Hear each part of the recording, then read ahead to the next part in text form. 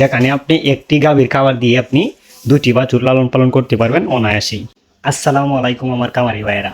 বাছুর পালন লাভজনক, কেন লাভজনক সেটি আপনাদেরকে এই ভিডিওতে জানিয়ে দিব। কিভাবে আপনি অল্প সময় কিভাবে একটা বাছুর গরু থেকে আপনি কম পুঁজি ইনভেস্ট করে এবং কি আপনি স্বল্প খরচে কিভাবে গরুকে আপনি বাছুরকে মোটা তাজা করবেন, আমি কিভাবে করি সেটি আজকে ভিডিওতে দেখব। সবাই ধৈর্য সহকারে ভিডিওটা দেখতে থাকুন।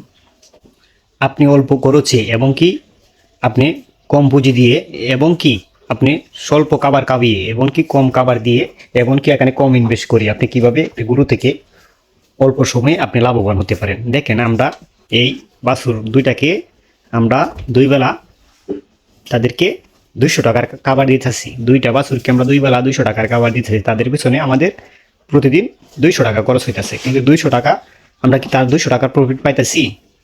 এই বাছুরগুলো আমি 33,000 টাকা দিয়ে কিনে আনছিলাম, এর আগে আপনাদেরকে আমি ভিডিওতে দেখাইছি। হ্যাঁ, দেখেন তাদের কিরকম পরিবর্তনটা হলো। আমি কিন্তু বেশি পরিমাণে যে তাদের পিছনে খরচ করতেছি এরকমটা কিন্তু না।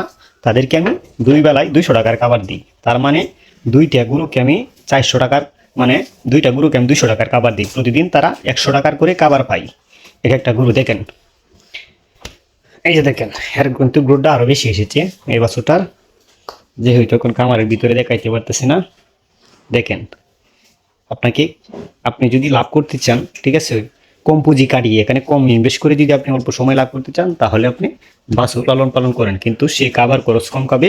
ঠিক আছে, আপনি বাছুর গরুকে আপনি সব সময় চেষ্টা করবেন দানা মানে একবারে কম দিয়ে, মানে আপনি লং টাইম একটু পালার চেষ্টা করবেন, তাহলে আপনার লাভটা বেশি হবে একটা বাছুর গরু থেকে।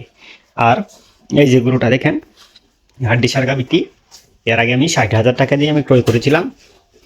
এই হাড্ডি সার গাভীটি আমি 60,000 টাকা দিয়ে ক্রয় করেছিলাম। এখন তার বডি দেখেন, তার কিন্তু আলহামদুলিল্লাহ মাংস ধরতেছে। ঠিক আছে, এই যে এই গাভীটাকে আমি কিন্তু তার পিছনে আমার দৈনিক খরচ হইতেছে কিন্তু মানে বাছুর দুইটা মিলে যত যে খাবার খাইতেছে তার সে কিন্তু 50 টাকার খাবার কিন্তু সে একলাই বেশি খাইতেছে।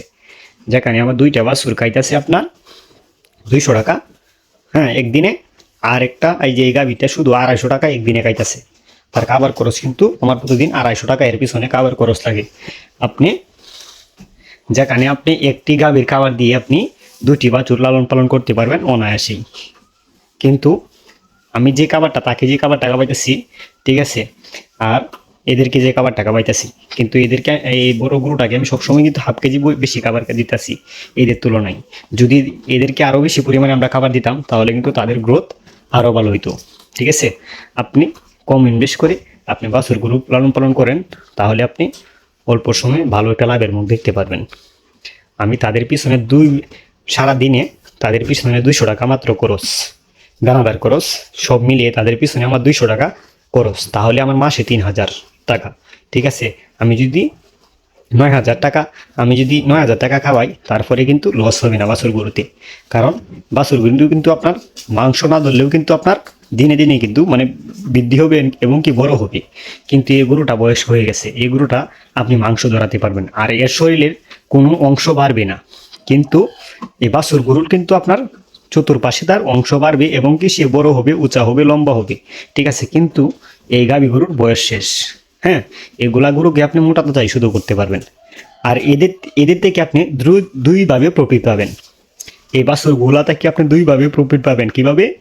এক হচ্ছে আপনার সে উঁচা লম্বা হবে, ঠিক আছে, সে উঁচা লম্বা এবং কি মাংস ধরবে।